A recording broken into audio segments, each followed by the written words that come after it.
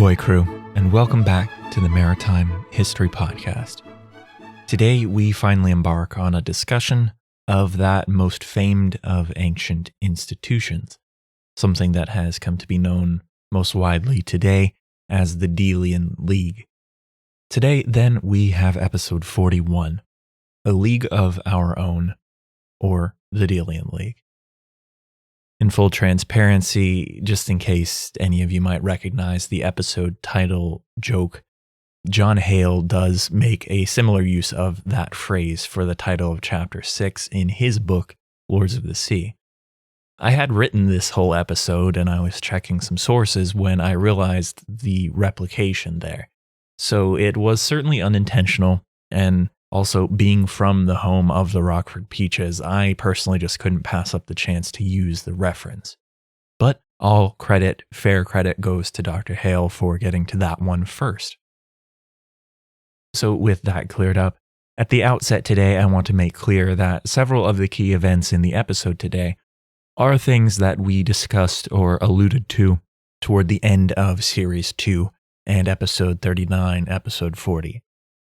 Back then, we examined these things in the immediate wake of Athenian victory at Salamis.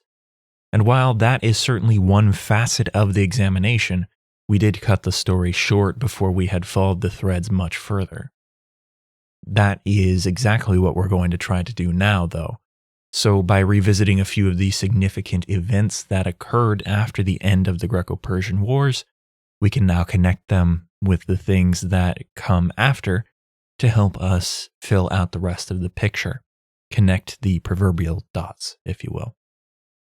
Through the concluding episodes of Series 2, I tried to draw our focus to some of the disagreements that simmered beneath the surface, as Sparta led the allied Greeks against Persia, while Athens tried to play nicely, even though they held the true reins of naval strength and influence throughout the war. Sparta was the official military lead of the Confederation, but as we saw time and again, Themistocles had other ideas, and then he worked deftly behind the scenes to bring those ideas to pass. The potential for the relationship between Athens and Sparta to go sour did exist even prior to the Battle of Salamis. Remember, back before that battle, Sparta had tried to convince all of the Greek allies that Salamis was not the right place to make their stand, but that they should all instead fall back to the Isthmus of Corinth and put up their stand there. Themistocles then threatened to completely withdraw Athens from the allied Hellenes if this plan did turn out to be the final decision, and this was clearly a threat that all of the allies realized they had to cave to. Then, as we repeatedly observed, the naval battle of Salamis occurred in the late summer of 480 BCE. The city of Athens had been sacked not long before that battle. Unlucky for them, the allied Greek fleet then emerged victorious from the close confines conflict in the straits at Salamis. Because the victory at Salamis happened so late in the sailing season, the Greeks decided to winter in their homeland, and that is to say, the majority of the allies opted for that decision over the opposition of Themistocles, if you'll recall, who it seems wanted to pursue the remnants of Persia's fleet and finish them off once and for all. So then, we see that almost in the very wake of the most famous of Greek naval victories, the Allied forces disagreed about next steps. This was just a continuation of the trend, as we have seen. But now that the imminent danger had been averted in the wake of Salamis, there was, of course, a lesser pressure on the Greek allies to try to put aside their differences in the name of living to fight another day. Now that they did have some breathing room, the need to compromise was relegated a bit. The summer of 479 BCE then saw the conclusory victories at Plateau and Mycale, one a famous infantry engagement, and the other that most bizarre of naval chases, capped off by the terrestrial battle between Greek marines and Persian men on the beach at the foot of Mount Mycale in Ionia. It was here that the skeletal remnants of Persia's navy were ultimately burned in a beach bonfire that sealed Greek victory. But more significantly as well, it sealed Greek naval supremacy. Naval strength was not really the driving factor in everything that came next, but it certainly plays a role in the story. The driving factor on the whole is probably the type of government that was present in Greek cities at this time, especially those in Ionia. Remember, the push from a few key Ionian cities back in the 490s BCE to shift from tyranny to democracy, this was a prime cause in the Ionian Revolt, which in many ways itself was a big domino early in the chain that led to the Second Persian invasion of Greece and, well, everything that we're talking about now. Miletus in particular had been under the tyrant Aristagoras, but he declared the city to be a democracy in 499 BCE, for selfish reasons only, of course, and this declaration, it set in motion the Ionian Revolt in many ways. In this period, then, we saw the naval battle of Lade, where Greece was defeated, no thanks to the defection of the ships of Samos. Well, after the Greek allies came out the other side of the Persian invasion, this is in 479 BCE basically, the Ionian cities once again assumed a central role in influencing events. There's another similarity in the before and after comparison, and that is that on both ends of this war, on the front and the back end, Sparta was pretty reluctant to get involved with Ionian affairs. Now, there were, of course, competing opinions back at home in domestic Spartan politics, but wartime momentum carried through to dictate the post-war policy for a little while. After the war ended, the Spartan general Pausanias, he had led the army at Plateau in 479. He won acclaim for his leadership there. He was then elected to lead the still cohesive allied Hellenes in their continuing campaign against Persia in the eastern areas of the Greek world. Now, it's possible that Sparta didn't really have their heart in bringing this fight to Persia over on that Asian side of the geographic dividing line. But when it became clear that Athens intended to continue the fight, Sparta sent a general there in order to maintain at least their figurehead leadership of the allies. We talked about this general back in Series 2, but a brief recap is probably helpful. So Pausanias, he led the Greeks in a few victories in 478 as the Spartan general in the eastern reaches. These victories were against Persian garrisons that remained on the island of Cyprus. Thucydides tells us that they subdued most of the island. That's really all he says about it. There was then also the more consequential siege and capture of Byzantium. Capturing this city from Persia especially was important for the Greeks because it allowed them to reopen the grain trade that flowed from the Black Sea. And this was likely more crucial for the Athenians than it was for the Spartans, or really for the entire Peloponnese. The outcome, though, in most other respects, proved a bit more complicating for everybody who was involved, though. I'll not get into the nitty-gritty details.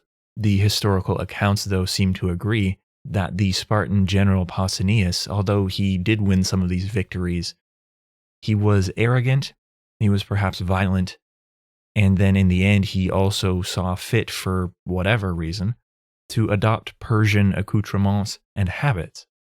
He was accused then of collaborating with the Persians for personal gain, and it seems that this did in fact occur. So in the end, the Ionian Greek cities that the Hellenic Alliance was supposed to be liberating, they quickly grew resentful of the leadership and direction which Pausanias brought to the affairs. Tradition held that Athens was the mother city of most Greek colonies in Ionia, and it so happened that Athens was also the world's only true sea power at this time, as we've firmly established. So, from the Ionian Greek perspective, Athenian leadership on its own without Sparta's participation surely seemed the more agreeable option. I believe that we did talk about this in past episodes as well, so I'll just hit fast forward to say merely that Pausanias, he was recalled to Sparta. There he was put on trial. He was acquitted. He returned to Byzantium as a private citizen. Then he was expelled by Athens. He chose to collaborate with the Persians some more. Then he was brought back to Sparta another time. And before they could put him on another trial, he wound up getting killed. The upshot of all of this is that Sparta essentially lost her military leadership and influence on the policy as it was made in the East after this event in 478 BCE. The Ionians also got their wish of having only Athens as the leader of Greek policymaking abroad. Herodotus says simply that the incidents with Pausanias were pure pretext for Athens to nudge Sparta out of the events that were unfolding in Ionia and throughout the Aegean, and it's of course possible. It may also be more complicated than this, but it is without doubt that in the end, Sparta did not have any place left at the table other than to worry about their own affairs in the Peloponnese, and they may not have been altogether upset about that outcome. There is one scene out of Plutarch which kind of illustrates this moment in short. It's perhaps too dramatic to be actual history, actual fact, but it does illustrate the dynamics nicely. It's in 478 BCE, when Pausanias was still the Spartan leader in the Eastern offensive, but while the Athenian leadership of their group of ships and men who were participating in the campaigns there, and the leaders of the Athenian contingent, were the pair of Aristides and Simon. Plutarch paints a picture by saying that the Ionian Greeks, quote, they longed for the Athenian supremacy because of the rapacity of Pausanias and his severity also. He was violent and angry, etc. Then, the leaders of Chios, Samos, and Lesbos, specifically, they came to Aristides of Athens and they tried to persuade him to take over the alliance and to remove the Spartan leadership. Aristides, after they made this request of him, he shrewdly perceived that to take such a step would probably be the point of no return as far as the relationship between Athens and Sparta went. So in Plutarch's presentation, Aristides then asks the Ionians to take some type of action to prove their loyalty. He, quote, saw the urgency and justice of what they requested, but he wanted to know that they wouldn't shift back to desiring Spartan leadership if that arrangement should later appear more advantageous. What more dramatic of an action, then, could the Ionians dream up than to row out and to purposefully run down the ship of the Spartan general Pausanias? Plutarch describes them as closing in on both sides of the ship as it was putting out before the line. This was an insult to the leadership of Pausanias, basically, and it predictably provoked him into a rage-filled outburst in front of the fleet. Shortly after this is when he was recalled back to Sparta, and as we've outlined, the saga concluded with Sparta choosing not to send back any leadership replacement. They effectively ceded the leadership of foreign policy in the Aegean to Athens alone. It's this development that really brings us to a point where we need to define how the Greek alliance was structured during the Persian Wars, and then how things shifted and why they shifted. Talking this through should give us a better formal sense of how things functioned during the Persian Wars when Sparta was the hegemon, and then how the rise of Athens then led to the Delian League, which differed from the prior arrangement in some notable ways. It is useful first to outline the alliance that had Sparta at the head, an alliance that actually pre-existed the Persian Wars. Then we can get into why that changed, and then the specifics of how. The league that had Sparta as leader is the Peloponnesian League. That's the term that historians use to describe the league that Sparta had actually brought into being back in the 6th century BCE. They created it as a means to defend their territory and Sparta's somewhat odd political and social structure. Odd, at least when compared to other contemporary societies around her. Sparta's large population of helots, effectively a slave population, motivated Sparta to form a complex series of alliances with neighboring city-states who often agreed to serve under Sparta's military leadership if Sparta were to call on their assistance. This Spartan league was pretty loose. I think that term serves us well enough to call it a loose league. We can call it a league, I suppose, but in the early form, prior to Persia's threat especially, it was an alliance where Sparta formed a separate and uniquely defined agreement of alliance with each city-state that joined. Now, some of these states were effectively forced to join as allies with Sparta. She forced them to join at the end of a spear, basically, but the point remains. There was not an agreement between and amongst every involved ally. It was Sparta at the core, and a lot of surrounding city-states and areas that had individual agreements with Sparta, but when all of these hung on that central core, it was a loose league. Sparta had formed this Peloponnesian League as a defensive alliance where she was the leader, the hegemon, as the ancient Greeks used the term, and each state had a separate but similar agreement. Now, Donald Kagan is the scholar on this whole discussion from me, so I'll be heavily relying on his work to help us chart a course through.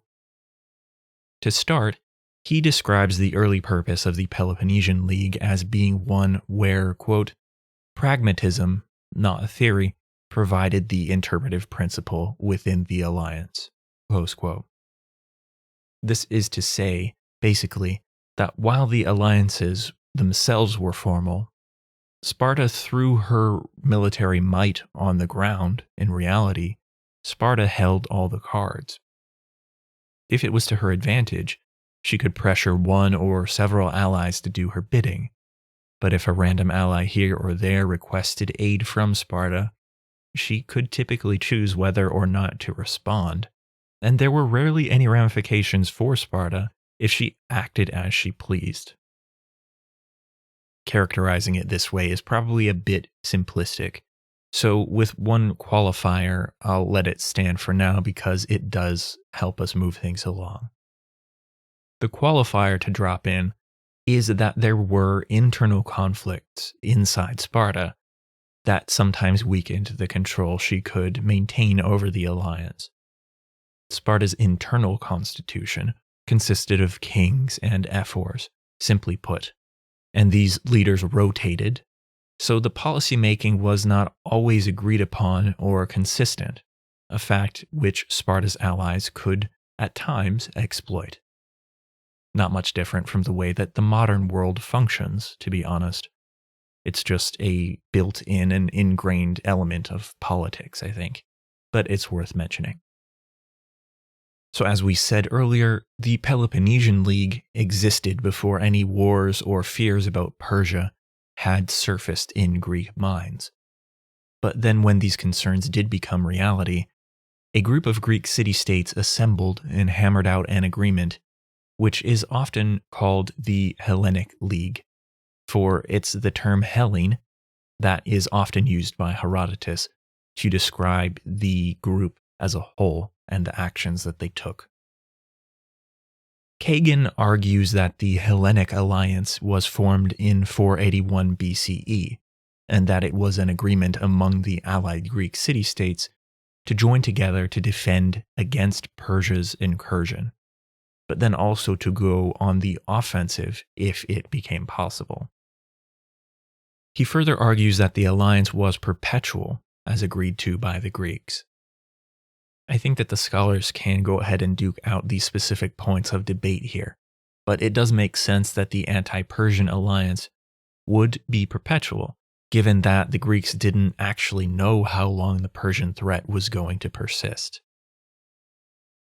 To bastardize an infamous Donald Rumsfeldism, the known unknown of the Greco-Persian Wars was how persistent the Persian kings would be, and how far they would go to subjugate the pesky Greeks. As such, the Hellenic Alliance, as all the battles that they undertook on Greek soil serves to prove, the alliance was quite necessary in 481 and 480, but the difficult questions started to emerge after Salamis, and especially after the Persian forces had been driven back to Asia Minor. This then brings us to the debates that we discussed earlier in the episode today, where the involvement of Athens and Sparta helped win victories at Plateau and at Mycale, but then things began to fracture under the, quote, leadership of Pausanias. It's in the wake of this breakdown that the debate then came to focus on the question of what happens if some of us believe that the Persian threat has actually ended, but others of us don't. The alliance among the Hellenes was perpetual, as they all understood it, but facts on the ground might not dictate that approach forever, and really things were going to unravel from there. As we mentioned earlier today too, Thucydides says that the faults of Pausanias were used by Athens as a pretext to nudge Sparta out of things and to seize the lead role.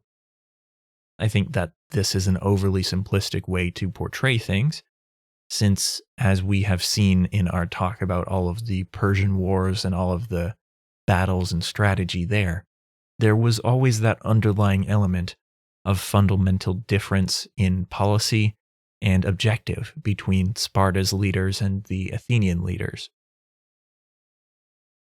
These two leading cities managed to find common ground long enough to win the grand victories for Greece, but in the end, as they sought to drive Persia out of Ionia and out of any position where Persia could later impact Greece, that's where the common ground began to melt away.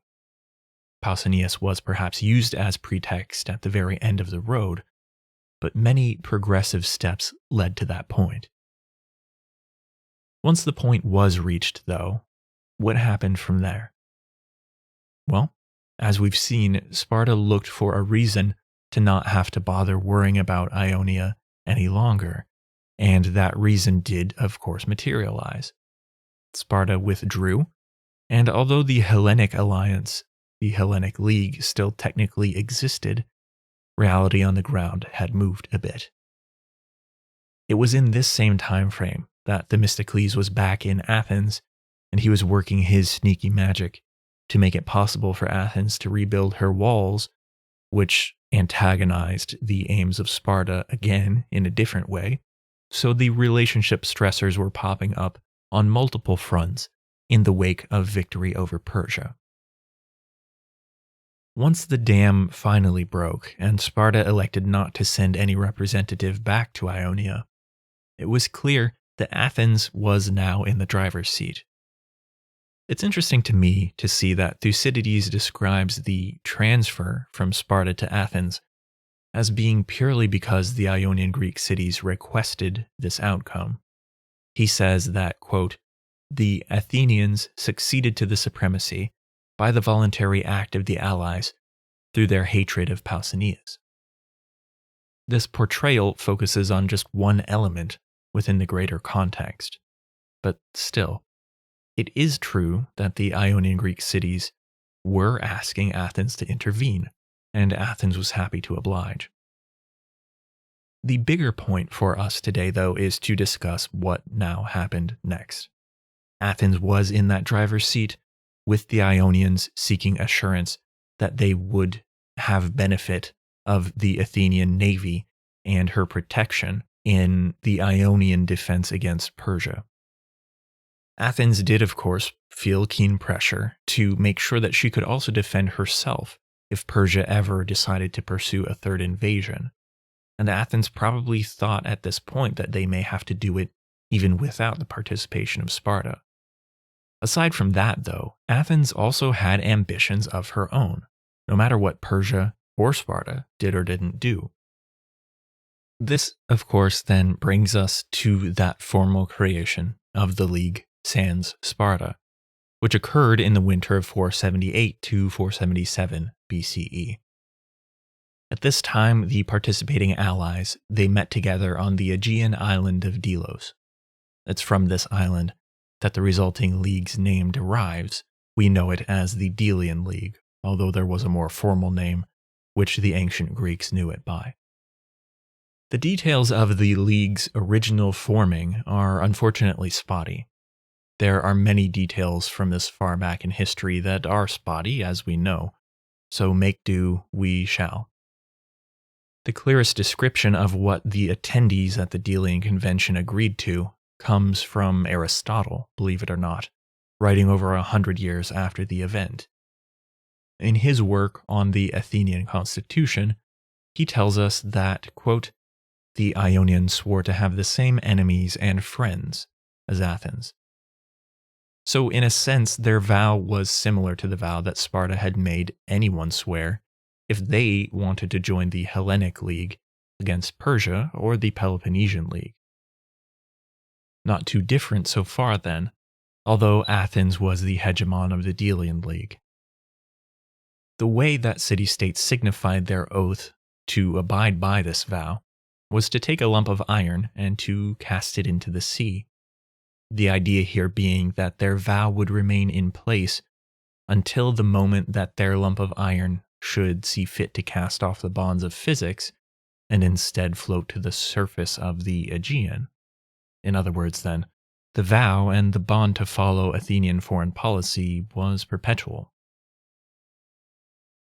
The Greek historian Diodorus Siculus also sheds some light on the original purpose for the Delian League, at least insofar as we can tell. He was writing far later down the timeline than Aristotle even was, which is just something that we have to keep in the back of our minds. Nevertheless, Diodorus writes that the League was formed with a mind, quote, towards the war which they suspected would come from the Persians, close quote. And, of course, this brings up a relevant point that we have to keep in perspective. This is the reality that back here in the very aftermath of Salamis, Platea, and Mycale, many of the Greeks fully expected Persia to draw back, but then to regain her strength and make another attempt to invade Greece. So the league amongst the Athenians and her allies, the Delian League, was an agreement to share friends and enemies with Athens and to fight off Persia as the main focus. Now then, we should come to look at what separates and distinguishes the Hellenic League from the Delian League, besides these two obvious distinctions. Perhaps another obvious one is that the Hellenic League was led by Sparta, and it was formed to resist Persia. The Delian League's purpose was similar, but was led by Athens. We've said this already.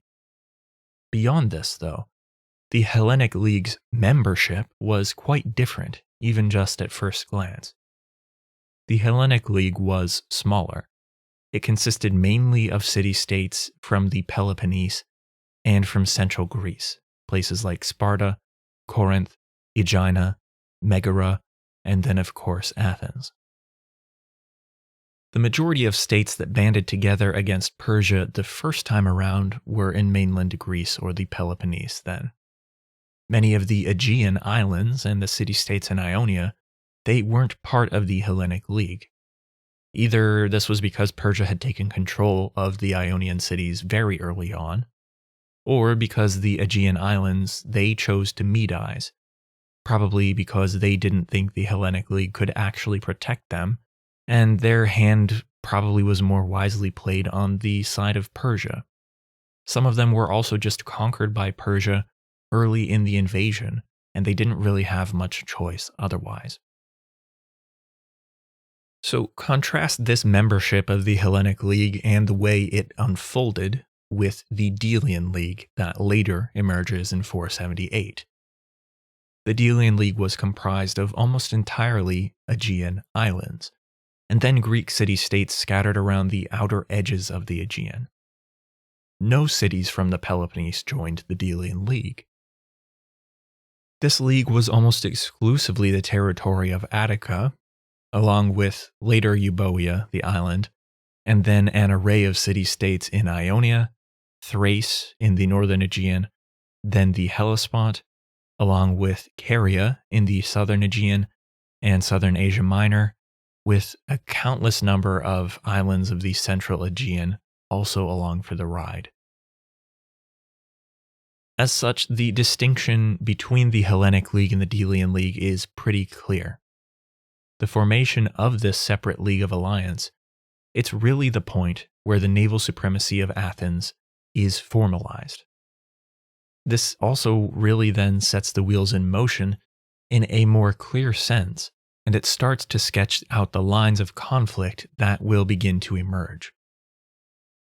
Before we get there, though, which will probably be next time around, let's conclude with a description of the form and function of the Delian League.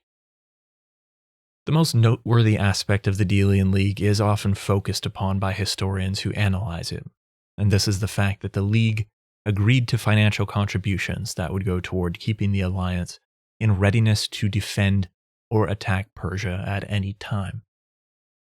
The Hellenic Alliance, to my recollection, it didn't have any similar formal element.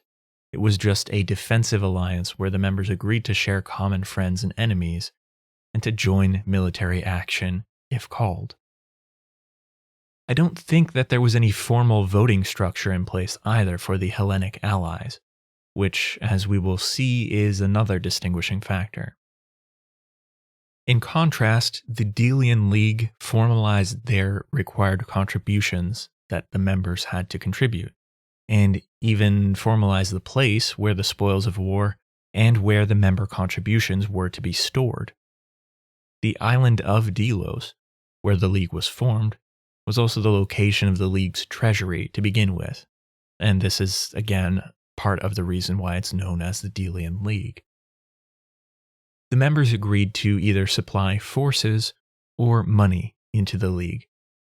If they chose to give money, then the amount was determined by Athens, who appointed someone to calculate the assessment due from each member during the coming year, and then the allotments were recalculated over time based upon the ability of each member to give. Given the fact that the Delian League contained almost entirely islands or cities around the periphery of the Aegean, the required forces were ships, if the city elected to contribute forces rather than money. This is what the sea power of Athens depended upon, their navy. But as we've established, the maintenance, the outfitting, the manpower for a standing navy was quite costly. As we will come to see, the cost factor was bad enough when a navy to defend against a unified Persian fleet is all that was needed. This was as at Salamis. When Athens undertook to create a standing navy, which would be used to patrol the entire Aegean, the cost would grow even more substantially. So the formal setup is described by Thucydides, and this is about the best idea we have about how things functioned at the very beginning of the League's existence. He writes, quote, Athens determined which cities were to contribute money and which cities were to contribute ships. Also, the office of treasurers for Hellas was first instituted by the Athenians. These officers received the tribute, which was first fixed at 460 talents. The common treasury was at Delos, and the congresses were held in the temple. This then was the basic structure, form, and purpose of the Delian League as originally formed. I think that we've adequately compared it to the Hellenic League, but as you can already see, the memberships in the two leagues were drastically different, as were the technical requirements of being part of one or the other. The requirements for membership in the Delian League especially played a big role in how the league evolved. This is something that we will see play out over the next handful of episodes. And when I say requirements, I'm referring mainly to the fact that the league members were required to contribute ships or money. It seems like this conclusion of the episode is also a good place to just give us a rough sense of where we're headed. So I'll close with another observation from Thucydides. He observed that one of the chief causes of problems within the league was tied either to, quote, arrears of tribute and vessels, or to failure of service, and that in time, the wish to get off service in the league's fleet made most of the members arrange to pay their share of the expense in money instead of ships, and so to avoid having to leave their homes. We haven't touched on it yet, but the structure for voting about what the league was going to do about decision-making, these decision-making assemblies were made up of a one-member, one-vote system. So this structure quickly resulted in a situation where the small states didn't have much power, they all lined up behind the vote of Athens, and her policy almost always won the day. You would think that a one-member, one-vote system would be more egalitarian, but in reality, Athens held all of the power and could really throw her weight around to achieve her intended outcome. Historians often make the observation that the one-member, one-vote system may not have been set up with the express goal of structuring the Delian League in a way that Athens really called the shots. Things may have played out that way unintentionally. Me, perhaps I'm a little more cynical, I have to imagine that the shrewd Athenians might have had a feeling that they'd be able to get their way in the policymaking debates by structuring things in this manner. Whichever side you come down on, in time, the arrangement did leave Athens at the head of a league of allies who were showering money into a central treasury, which was itself funding the largest navy that the ancient world had yet seen. The largest standing navy, perhaps I should clarify. Persia did have a big navy, but it wasn't a standing navy in the formal sea power sense.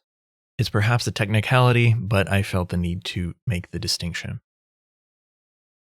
Once things shifted to where members didn't supply their ships, as the quote from Thucydides alludes to, this is down the line and we'll talk about it in more depth. But in time, that shift began to occur just because it was more onerous to supply ships than it was to contribute money to the treasury. Once this shift occurred, the system kind of just evolved into one where we can see why Athens comes to be viewed as an empire. They were, in many senses at that point, just collecting tribute from client cities, much in the same way that Persia had formerly done. And then Athens was funneling this money into her own navy to do with as she pleased. As I said, we will continue to follow this thread in upcoming episodes. Next time, we will delve into how this arrangement began to impact the unfolding of events and personalities that were part of the political and naval decision-making in the years following 478.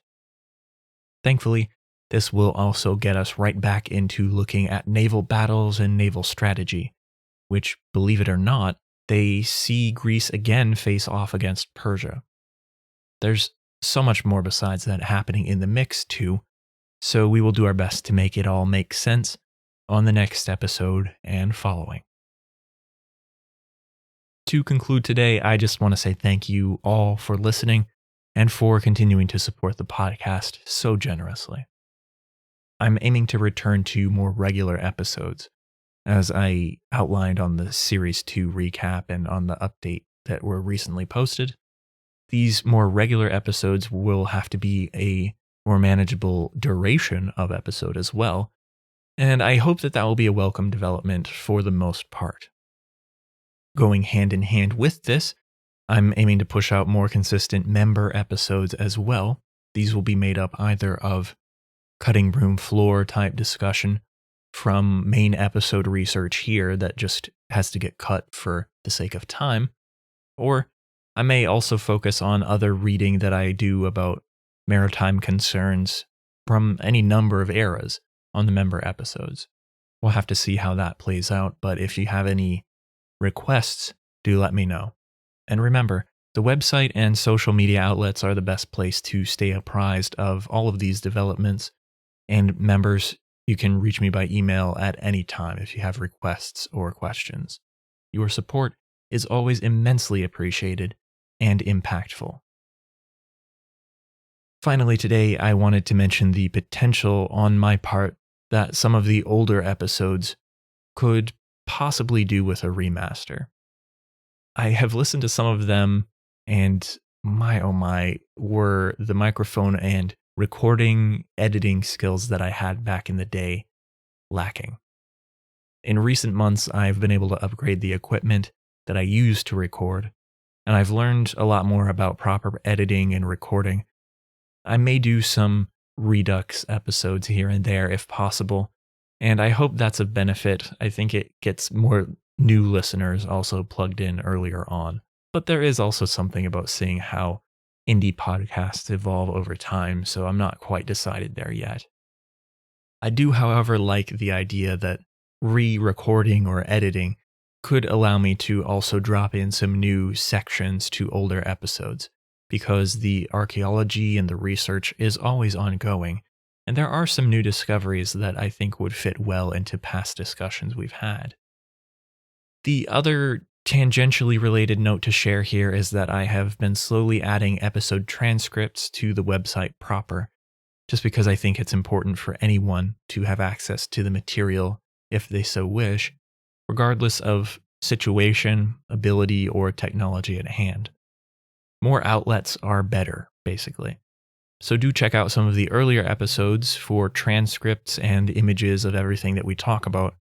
Those are all on the show notes page for each specific episode, and I will be updating those as time goes on. Can't think of anything else I wanted to mention here in closing, so I'll just say that that does it for me today. I have lots of ideas percolating for future endeavors, some ideas about smaller episode series that we can do to keep things mixed up, or just small bite-sized discussions of random topics that would also be interesting, I think. For now, though, I'm going to focus on getting a rhythm going once again, and then all those other ideas can be worked into the mix as the world allows.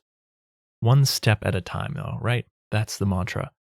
Until we talk in the next episode, crew, thank you so much for listening. Fair winds and following seas from me here at the Maritime History Podcast.